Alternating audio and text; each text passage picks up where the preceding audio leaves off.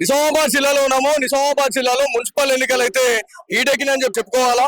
So ఇందులో భాగంగానే మనతో పైడి రాకేష్ రెడ్డి గారు అయితే ఉన్నారు. ప్రచారం ఎట్లా ఉంది, ఎట్లా బ్రహ్మాండంగా ఉంది. ఆల్రెడీ కమలం గుర్తు అనేది ప్రజల హృదయాలకు పోయింది. గెలుపు ఖాయమైపోయింది.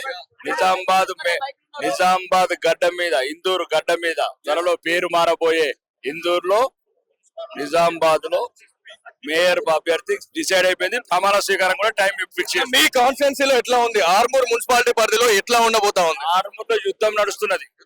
ఇద్దరు దొంగలు, ఒక ధర్మం ఒకవైపు, అధర్మం ఒకవైపు, పిల్లరంగగాడు ఒకవైపు, మేము ఒకవైపు. కాబట్టి ఆర్మూర్ లో కూడా ప్రజల మీద సంపూర్ణ విశ్వాసం ఉన్నది. ఆర్మూర్ సురక్షితంగా ఉంచాను. ఆర్మూర్ లో శాంతి భద్రత పరిరక్షణ ఉన్నాయి. కబ్జాలు లేవు, కమిషన్లు లేవు, గుండాలు లేరు, ఎవ్వరు లేరు. కాబట్టి ఆర్మూర్ లో ఉన్న ప్రజలందరూ కూడా, టౌన్ లో ప్రతి ఒక్కరు కూడా భారతీయ జనతా పార్టీ ఉండాలని కోరుకుంటున్నారు. ఆ ప్రజల మీద ఒక నమ్మకం ఉంది.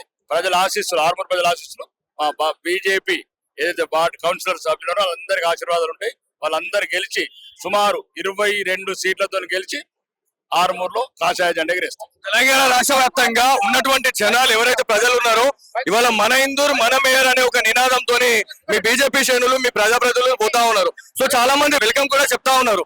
సో దీని గురించి అంటే ఇక్కడ నుంచి ఒక పునాది అని మీరు చెప్పుకుంటారంటారా? దీని గురించి దానికి ఈ రోజు హిందూ సామ్రాజ్యం స్థాపించడానికి మొదలుగా ఇందూరే మొదలవుతుంది. దాంతో పాటు ఈ తెలంగాణ రాష్ట్రంలో అధికారంగా ఎవైతే మా పేర్లు మార్చి పెట్టారో, ఒక దురక్రమదారుల పేర్లు, ఆ పేర్లు కూడా అన్ని మారుస్తాం.